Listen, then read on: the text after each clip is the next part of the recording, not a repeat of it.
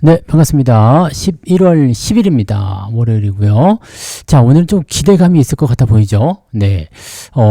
다우지수, 나스닥, S&P 500. 지난 주말에 시작할 때만 하더라도 아이고, 다음 주에 또 죽었구나. 이렇게 생각했을 텐데, 후반부에 쫙 하고 치고 올라갑니다. 다우지수가 플러스 0.16이 됐고요. 나스닥은 마이너스 0.2, S&P 500은 플러스 0.13입니다. 자, 중요한 건 플러스가 몇 프로 났고 마이너스 몇 프로 났고 중요한 게 아니에요. 마지막에 올라갔느냐 안 올라갔느냐 이것만 보자 그랬죠. 자, 근데 12시경부터 갑자기 쫙 치고 올라가죠. 자, 요게 뭐냐면 미국의 셧다운 이쪽 부분들이 이제 합의에 이르른다 뭐 이런 기대감이 나왔어요.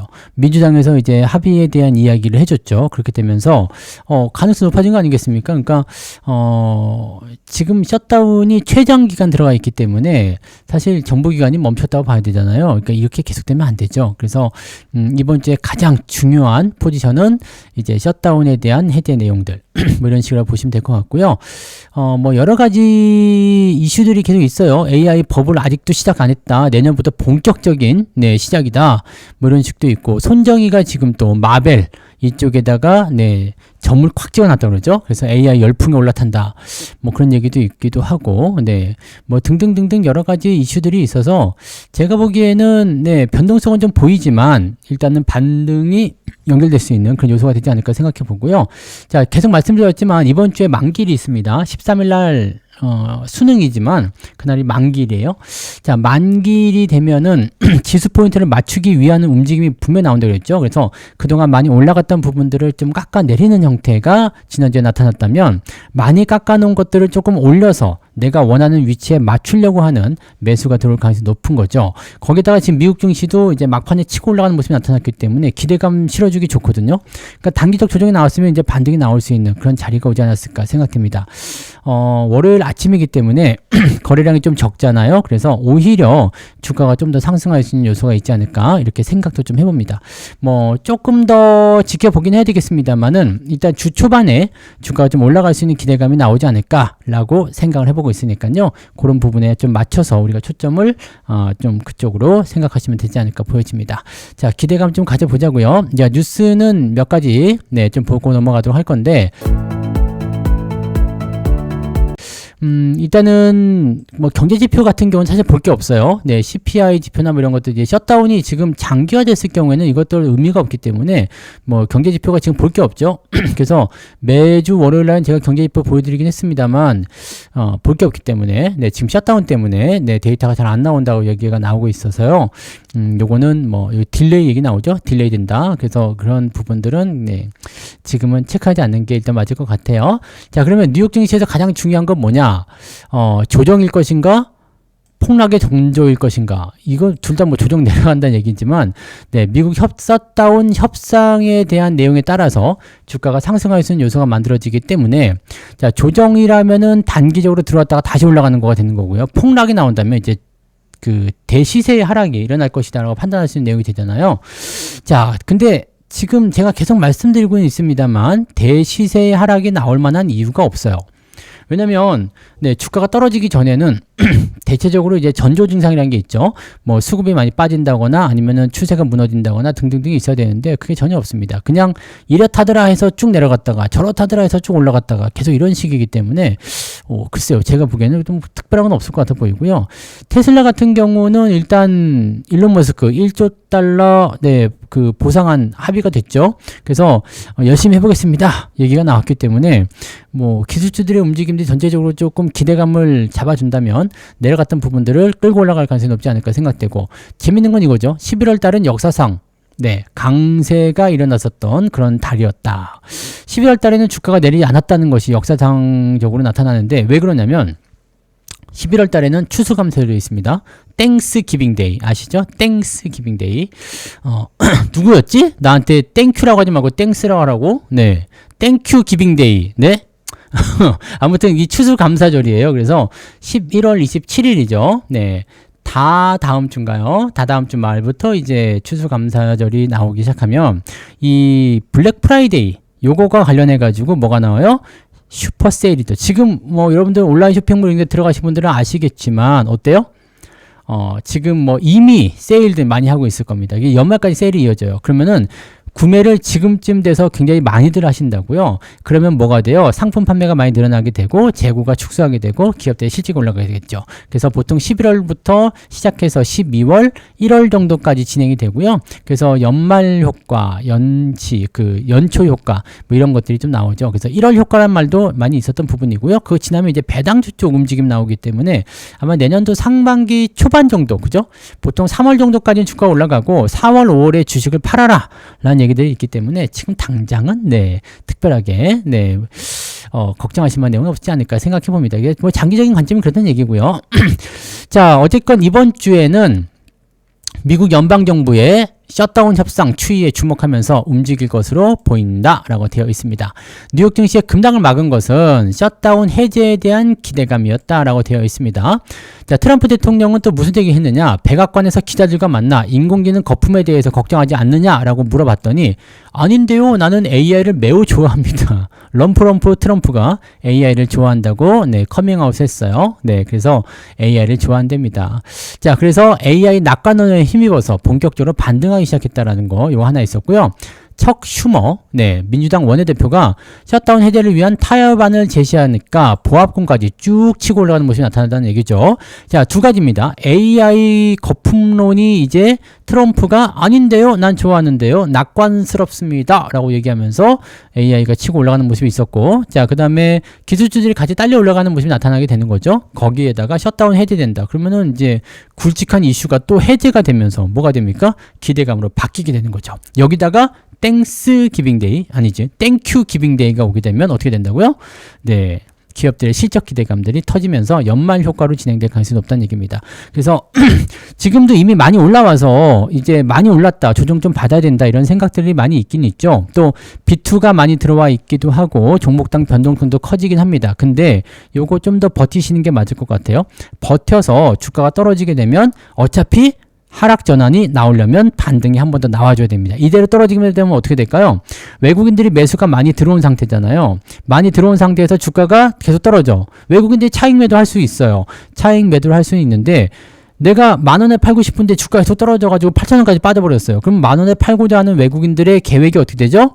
물거품이 돼버리는 거죠. 나는 이 가격은 죽어도 못 팔겠는데? 그럼 안 파는 겁니다. 안 팔고 뭘 하죠? 다시 올려야 되겠어. 조금 사주는 거죠. 즉 100개를 팔고 50개를 사더라도 주가를 다시 올리려고 할 거란 말입니다. 그러면 10,000원은 못 팔더라도 9,500원 정도에 다시 팔려고 얘기가 나오겠죠. 그런 식으로 나오는 겁니다. 그래서 고점을 찍고 내려왔다가 반등이 나올 때 전고점 돌파하지 못하면서 다시 흘러내리는 거, 그런 자리가 대체적으로 조정이라거나 상투의 자리가 나온다라고 말씀드리는 건데, 이렇게 한번 치고 올라갔다 툭 떨어졌어? 이거 가지고 절대로 조정이 나오지 않습니다. 여러분들 20년 동안 한 번도 그런 걸 본 적이 없습니다. 뭐 정말 돌발적인 어떤 악재 있잖아요. 뭐 어제 전쟁이 터졌다라든지 아니면은 뭐 뭔가 대단히 어마어마한 악재가 터진다. 그 무서웠던 리먼 사태 때도요, 올라갔다가 내려왔다가 다시 올라가는 형태가 나타나서 그 다음에 주가가 밀려났거든요.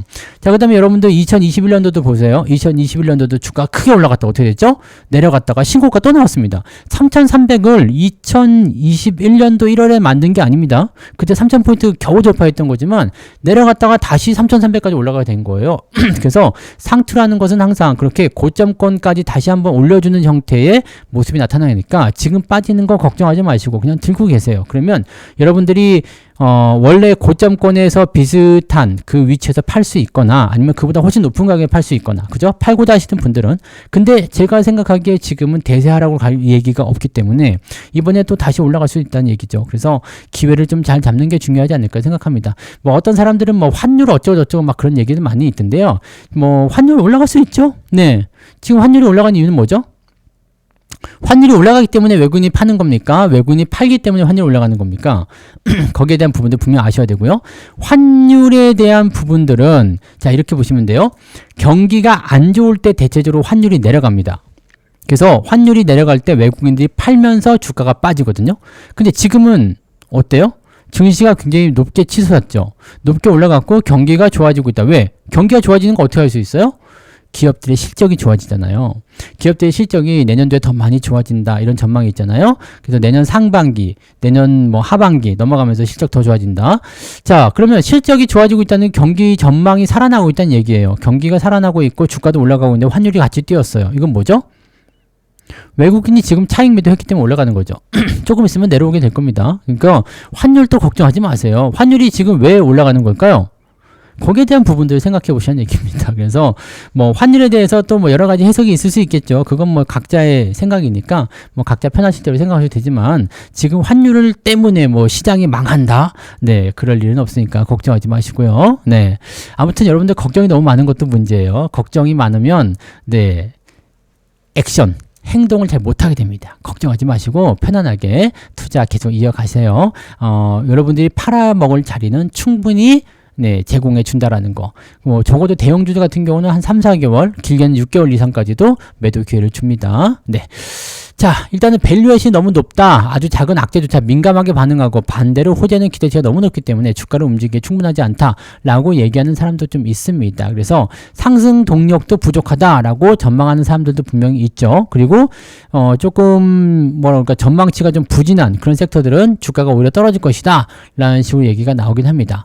하지만 네, 조정만 잘 견뎌주면 추가 상승의 발판이 될 것이다 라고 얘기를 하고 있습니다. 대체적으로 주가가 많이 오르는 때였다라는 것을 생각해 본다라면 네, 지금 자리에서 11월 달에 주가가 밀릴 이유는 별로 없을 것이다. 그 다음에 말씀드린 대로 셧다운 잘 해소가 되고 그리고 뭐 AI 쪽에서 또 기술주 쪽에서 반등이 조금만 나와주게 된다면 주가 상승은 굉장히 긍정적으로 생각해 볼 필요가 있겠죠. 그런 정도까지 체크를 해주시는 게 맞습니다. 네. 자, 그 다음에 한 가지 더 보실 게 있죠. 국민연금. 국민연금인데 이게 어제 오후 7시 55분에 네, 단독 기사로 빵 하고 나온 겁니다. 네. 자, 국민연금이 국내 주식 추가 매수 나설 것이다. 근데 그 금액이 얼마냐? 최대 30조. 이거 예전에 제가 해드렸던 이야기 기억나세요? 국민연금이 얼마큼 더 살 수 있는지 제가 30조 정도까지 말씀드린 적이 있었잖아요. 기억이 안 나시면 어쩔 수 없고요. 들으셨다라면은 네, 그 기억을 한번 떠올려 보세요. 그러면은 아, 그때 성수사가 얘기한 게 이제 뉴스에 나오는구나. 진짜 이거 한 6개월 전에 말씀드린 것 같은데 이제 나온다고? 네. 자, 한도가 지금 꽉 찼어요. 그래서 자산 배분에 대한 조정이 검토에 들어가고 있다는 얘기입니다. 자산 배분을 상향 검토하는 부분이 일어나게 되는데 왜냐면 이제 주식이 많이 올랐잖아요. 국내 주식이 많이 올라가게 되면 어떤 일이 벌어지느냐? 여러분들 똑같아요. 여러분들이 만약에 삼성전자를 10% 정도 사놨는데 삼성전자가 많이 올라갔어. 그러면은 여러분 전체 계좌에서 삼성전자가 10%가 아니라 15% 비중까지 확장이 됩니다. 주가가 올라가면 커지는 거예요, 비중이. 그래서 이렇게 비중이 커지게 되면은 주식을 팔아야 되죠. 원래 나는 10%만 갖고 있어야 되겠어라고 한다면 주식을 팔아야 되는 게 맞아요. 근데 여기서는 지수가 더 올라갈 것 같다는 생각으로 지금 진입을 하는 거라고 보시면 되는 거거든요. 그래서 이 공적 연기금을 동원해서 인위적으로 증시를 부양하려는 것이 아니냐라는 지적도 제기가 되지만 이제 와서 이런 얘기 할 필요가 없죠. 왜냐하면 예전부터 국민연금은 구원투수 역할을 했었잖아요. 증시의 바닥을 잡아주는 역할들을 많이 했었고 네, 저점에서 방어하는 거. 그래서 얼마 전까지만 하더라도 왜 연기금 안 들어와요? 왜 기관들이 방어 안 해줘요? 이런 얘기들 많이 들어보지 않으셨습니까? 네, 그런 얘기라고 보시면 돼요. 자, 그래서 요거는 뭐 연기금이 일단 들어오게 되면 주가가 더 상승할 수 있는 요소가 됩니다. 근데 그 비중을 늘리겠다는 얘기죠. 자, 지금 보면 국내 주식의 목표 비중은 15% 정도로 얘네가 정해놨어요. 근데 지금 현재 시점에서의 주식 평가 가치가 17%를 넘어섰다라고 되어 있습니다. 자, 이 시점에서 3%포인트 내에서 더 사거나 덜 살 수 있다라고 볼 수 있는데 자, 그러면 15%에서 3%까지 올리면 네, 18% 정도까지 갈 수 있겠죠? 네, 여기서 이제 만약에 자기들이 이제 뭐 인위적으로 네, 뭐 국내 주식의 비중을 더 늘려야 되겠다라고 한다라면 네, 뭐 18%가 아니라 19%까지 올라갈 수 있겠죠. 그래서 여기는 지금 20%까지 높아질 수도 있다라고 얘기가 되어 있습니다. 자, 그러면 국내 주식을 최대 30조 원어치 추가 매수할 수 있을 것이다라고 얘기가 되는 거지. 그러니까 얘네들 비중에 따라서 움직이기 때문에 이렇게 되면은 국민연금에 선호하는 애들은 뭘까요? 대형주. 네. 뭔지 아시겠죠? 대형주, 그 다음에 배당주 이런 쪽으로 안정적인 종목들 대형주 위주로 많이 들어간다는 얘기입니다. 요게 핵심이라는 얘기죠. 그래서 이 국민연금이 지금 1,400조 원까지 늘어났어요. 왜냐면 돈을 많이 벌었잖아요. 이것저것 많이 올라가지고 1,400조 원에 지금 약 한 3% 지금 치면 한 3% 정도 올라간다는 거니까 30조가 넘을 수 있겠죠? 네. 30조가 넘게 들어갈 수 있어요. 지금 근데 15%까지 사놓은 거기 때문에 추가 매수로 들어갔을 경우에 한 2% 정도 된다고 보니까 한 30조 원 정도 된다고 보시면 되는 거죠. 그래서 그 정도다라고 되어 있습니다. 요거를 이제 조금 더 올리지 않겠느냐라고 생각되는 거죠. 증시가 더 올라갈 수 있다는 배경이 되는 거고, 이렇게 됐을 경우에 국민연금이 투입되는 자금만으로도 얼마까지? 4,500포인트까지는 갈 수 있다. 이런 식의 어떤 구분 요소가 나타나게 되는 겁니다. 그래서 지수가 더 올라갈 것이다 라는 전망이 일단 나와요. 국민연금이 국내 주식을 20%까지 올리겠다고 한다면 이제 여기 써 있네요. 코스피 지수 4,500 이상까지도 네, 매수세가 이어질 수 있다. 그러니까 국민연금이 지금 같은 때에 매수를 계속해서 집어넣게 되면 주가가 더 많이 뛸 거라는 얘기죠. 그렇게 되면 이런 상태에서 개인들의 매수가 더 들어가게 됐을 경우에 굉장히 많이 오르게 되겠죠. 이 시점에서부터 외국인들이 팔기 시작할 거거든요. 외국인들이 파는 위치들을 잘 보면서 상투가 언제쯤 나올 것인지 봐야 되고요. 지금 현재 시점에서는 일단 당장 네, 상투가 나오기가 어려운 환경들이라고 보시면 되겠어요. 만약에 국민연금이 실제로 이렇게 비중을 늘려야 되겠다 생각된다면 주가가 떨어질 때마다 계속 사줄 거거든요. 네. 그런 부분들이고요. 근데 어쨌건 이게 인위적인 내용이 아니냐라는 얘기가 있는 거고, 국민연금을 동원해가지고, 네, 코스피 지수 5,000이라는 이 공약을 지키려는 거 아니냐라는 비판도 나오고는 있다. 네. 근데 우리 입장에서는 들어와서 나쁠 건 없습니다. 네. 그래서 이 부분도 한번 우리가 생각해 보시면 될 것 같고요. 국민연금이 들어온다라는 거, 좋아요. 긍정적입니다. 라고 얘기를 해볼 수 있는 요소가 되는 거죠. 자, 하나만 더 볼게요. 자, 배당소득 분리과세. 요것도, 네, 지난 주말부터 금융주가 약간 들썩하는 모습은 좀 있었습니다. 네, 근데, 배당소득 분리과세를 35%에서 25%로 인하 논의, 이게 아주 유력하다고 합니다, 지금요. 이 최고 세율을 25%로 인하시키게 되면, 이제, 그동안 실망했었던 부분들에 대한 자금이 또 들어올 수가 있죠. 근데 금융주 섹터들이나 증권주, 보험주 그동안 많이 올랐잖아요. 지주사들 많이 올랐기 때문에 여기서 과연 더 오를 수 있을까라는 생각이 좀 있죠. 최근에 좀 주춤했었던 이유는 뭐예요?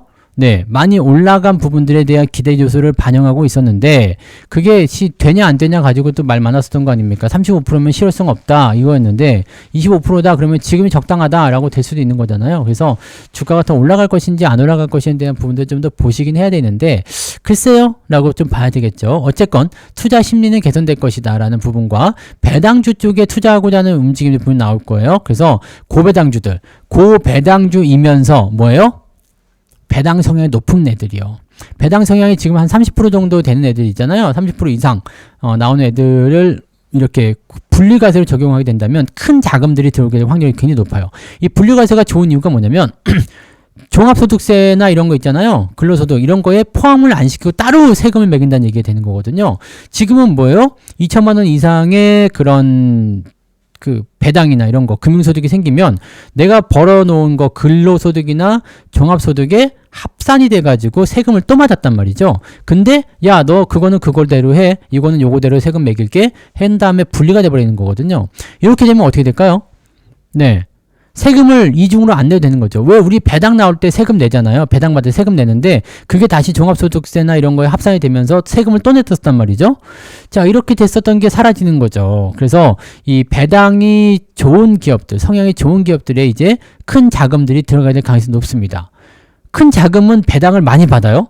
배당을 많이 받으면 부담이 됐었던 얘기인데 이제는 그 부분에 대한 세금만 내면 끝이니까 이거는 이거대로 저거는 저거대로 딱 나눠지면 얼마나 좋아요. 그러니까 그동안은 에이씨 뭐야 세금 위주로 내는 거 짜증나 그래서 연말에 팔아먹고 그랬었는데 이제 그럴 일이 없다는 얘기죠. 그러면 은행주나 이런 고배당주나 지주사 이런 것들이 세게 올라갈 것이다. 특히나 여기서 또 들어가 있는 게 있잖아요. 상법 개정이나 이런 것들 통해 가지고 뭐가 나와요? 유보율이 높은 기업들. 네. 이런 기업들이 의무적으로 자사주를 매입하거나 또 소각하는 그런 부분들까지 연결되게 된다면은 얘네들 입장에서는 주주환원이 굉장히 크게 일어날 수가 있는 거죠. 그리고 지금 이 배당 세율이 높은 기업들만 분리 과세가 되어 있기 때문에 자금을 끌어들이려면 어떻게 되겠어요? 배당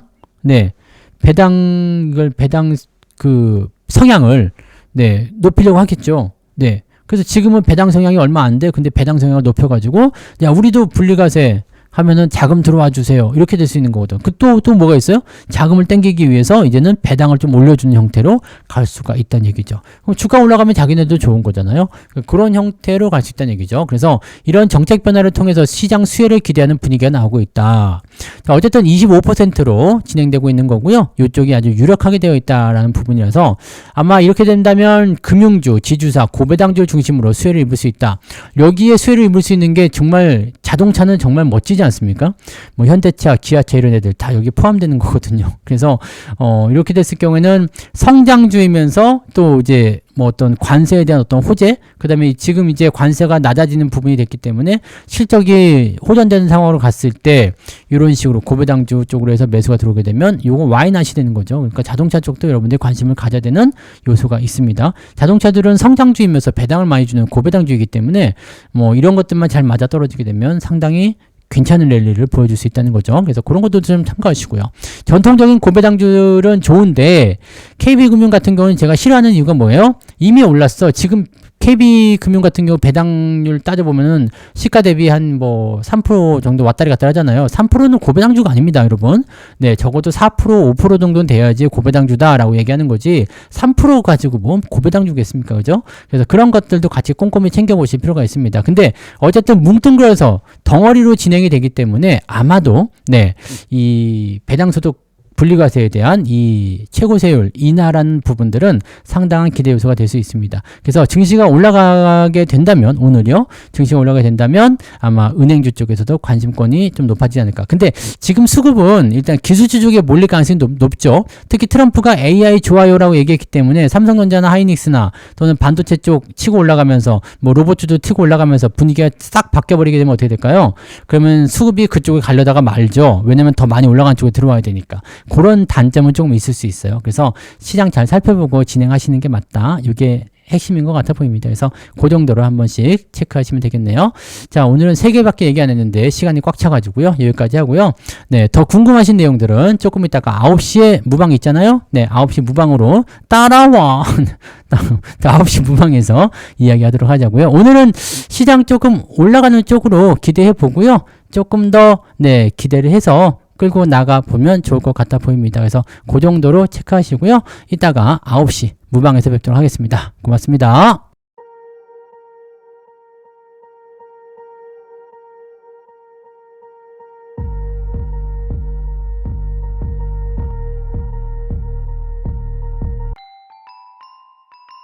본 방송에서 제공되는 모든 정보는 투자 판단의 참고 자료이며 투자의 최종 책임은 본 방송을 이용하는 본인에게 있습니다.